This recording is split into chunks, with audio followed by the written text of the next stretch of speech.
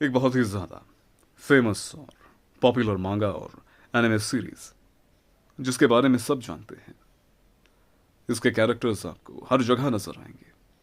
T shirts पर, backpacks पर, थाली कटोरी, दुनिया की वो हर जगह जहां पर इंसानियत बसती है, हर जगह आपको इसके कैरेक्टर्स नजर आएंगे।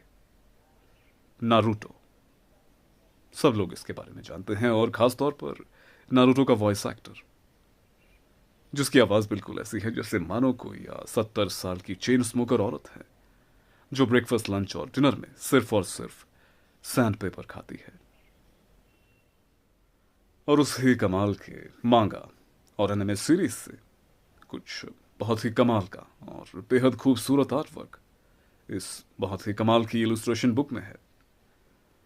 जिस तरह से मसाशी किशिमोतो अपने कैरेक्टर्स को बनाते हैं, जिस तरह से वो उन्हें ड्रॉ करते हैं, वो मुझे बहुत ही पसंद है। उनके स्टाइल का मैं फैन हूं। मगर जिस तरह से वो कहानी लिखते हैं वो मुझे बिल्कुल भी पसंद नहीं है। नारुतो की कहानी मेरे लिए शुरुआत के कुछ एपिसोड्स तक ही जो है इंटरेस्टिंग थी। नारुतो उजुमाकी, एक लड़का जिसे लोग ज्यादा भाव नहीं देते, उससे दूर भागते हैं क्योंकि वो सबसे अलग है। उसके अंदर 9 पूंछ वाली उस लोमड़ी का राक्षस या फिर भूत है। उसके बाल गोल्डन हैं और वो हमेशा संतरी कलर के कपड़े पहनता है। वो बिल्कुल एक स्पेशल एडिशन वाली बास्केटबॉल जैसा दिखता है, या फिर एक खास ट्रैफिक कोन जैसा, या फिर शायद उसे हमेशा बसंत पंचमी का इंतजार रहता है। उसका सपना होकागे बनना है और इस सपने के लिए वो कुछ भी कर सकता है। यहां तक ये कहानी बहुत ही दिलचस्प थी, बहुत ही इंटरेस्टिंग थी। लेकिन बाद में सब कुछ बदल जाता है एक अलग ही लेवल पर। और शुरुआत के कुछ एपिसोड्स और चैप्टर्स के बाद ये पूरी सीरीज नारुतो के उस पागलपन से भरे हुए ऑब्सेशन में बदल जाती है। हर 2 मिनट के बाद, हर एक का टाइटल कार्ड के बाद Sasuke Sasuke Sasuke. Naruto Sasuke के लिए पूरी तरह से पागल है। नारुतो बिल्कुल उन 14-15 साल की लड़कियों की तरह है जो किसी भी नए सिंगर या फिर एक्टर के लिए पागल हो जाती हैं।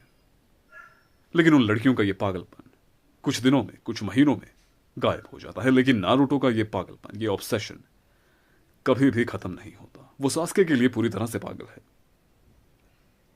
उस दुखियारे ईमो लड़के को और कुछ नहीं, बस अपना पर्सनल स्पेस चाहिए, उसे प्राइवेसी चाहिए। लेकिन नारुतो को यह बिल्कुल भी मंजूर नहीं है।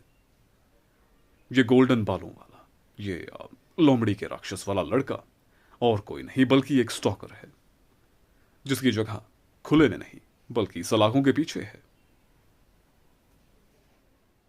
और सिर्फ इस ही चीज की वजह से बहुत से लोग जो हैं नारुतो से या फिर इस सीरीज से दूर भागते हैं।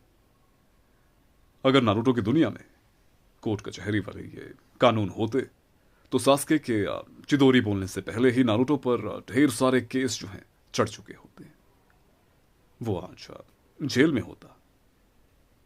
और वैसे भी सास्के जो है उस गांव में नहीं रहना चाहता जहां पर बिजली के खंभे हैं मगर इंटरनेट का नामो निशान नहीं, जहां पर कंप्यूटर्स हैं मगर ईमेल और मैसेज जो हैं कबूतर और दूसरे परिंदों की मदद से भेजे जाते हैं। और ये खास किस्म के जूते जो पूरी तरह से जूते भी नहीं हैं और न ही पूरी तरह से चप्पल हैं, इन्हें आप चपलूते कह सकते हैं या फिर जुतप्पल। अगर नारुतो की दुनिया में आप ये नहीं पहनते तो इसका मतलब है कि आप एक बहुत ही खास किस्म के शक्तिशाली इंसान हैं या फिर आप एक सनकी हैं। एक ऐसी दुनिया जहां पर आपको हमेशा खूंखार गुंडों से लड़ना होता है जिनके पास हमेशा कुछ ना कुछ नुकीला हथियार रहता है, कुनाई, तलवारें, शूरिकेन और वो कागज के वो धमाकेदार बॉम्ब्स। एक ऐसी दुनिया में जहां आपको हमेशा एक चट्टान से दूसरी चट्टान पर छलांग लगानी होती है, रेगिस्तान पर चलना होता है, पथरीले रास्तों पर चलना होता है। भला वहां पर कोई इस तरह के ये जूते क्यों पहनेगा? पेडिक्योर दिखाने का ऐसा जुनून मैंने और किसी भी सीरीज में नहीं देखा। और इनका वो कमाल का शानदार दौड़ने का तरीका, झुकी हुई पीठ, सर पूरी तरह से आगे और दोनों हाथ बिल्कुल पीछे, जैसे मानो कोई ऑस्ट्रिच सब्जी का ठेला लेकर भाग रहा हो। इसीलिए सास्के इन लोगों के साथ नहीं रहता, वो बेवकूफों की इस टोली में शामिल नहीं होना चाहता। इसीलिए वो दूर रहता है उस गुफा में।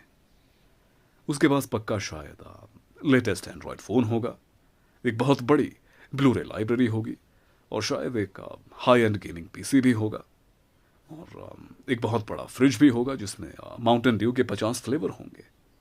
और ये सारी चीजें सास्के खुले में नहीं रख सकता, इसीलिए वो दूर अकेला उस गुफा में रहता है।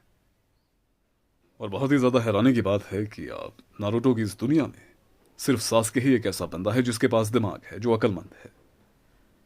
मगर नारुतो को ये बात बिल्कुल भी ठीक नहीं लगती, इसीलिए वो सास्के को बिल्कुल अपनी तरह जो है पूरी तरह से पागल बनाना चाहता है। और यहां पर इस पागलपन को दोस्ती का नाम दिया गया है।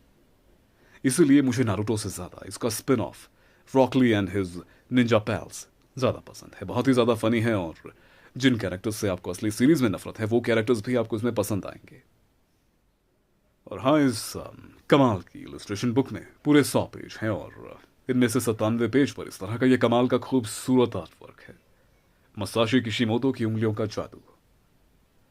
और यहां पर सिर्फ आर्टवर्क नहीं है बल्कि एक पूरा पेज है जिस पर ढेर सारे स्टिकर्स हैं। इन स्टिकर्स को यहां से निकालकर आप कहीं भी और कभी भी चिपका सकते हैं। अपने पूरे कमरे को हिडन लीफ विलेज बना सकते हैं या फिर किसी भी निंजा क्लैन में तब्दील कर सकते हैं। और यहां पर सिर्फ स्टिकर्स ही नहीं है बल्कि एक बहुत बड़ा, ज्यादा बड़ा नहीं, एक ठीक ठाक बड़ा जो है एक पोस्टर है जिसे आप फ्रेम करवा सकते हैं, अपने कमरे में टांग सकते हैं और फिर उसकी खूबसूरती को निहार सकते हैं। और अगर आप इसके इस कवर या फिर डस्ट जैकेट को हटाते हैं तो आपको ये खूबसूरत नजारा जो है देखने को मिलेगा, जो बहुत ही ज्यादा कमाल का है। और ये नजारा सिर्फ यहां पर नहीं बल्कि पीछे भी है, बहुत ही शानदार और बहुत ही कमाल का। तो ये थी नारुतो की कमाल की इलस्ट्रेशन बुक जिसमें ढेर सारा खूबसूरत आर्टवर्क है जिसे बनाया है मसाशी किशिमोतो ने। तो अगर आप एक नारुतो के फैन हैं और आपको मसाशी किशिमोतो पसंद है तो ये किताब जो है आपकी कलेक्शन में जरूर होनी चाहिए।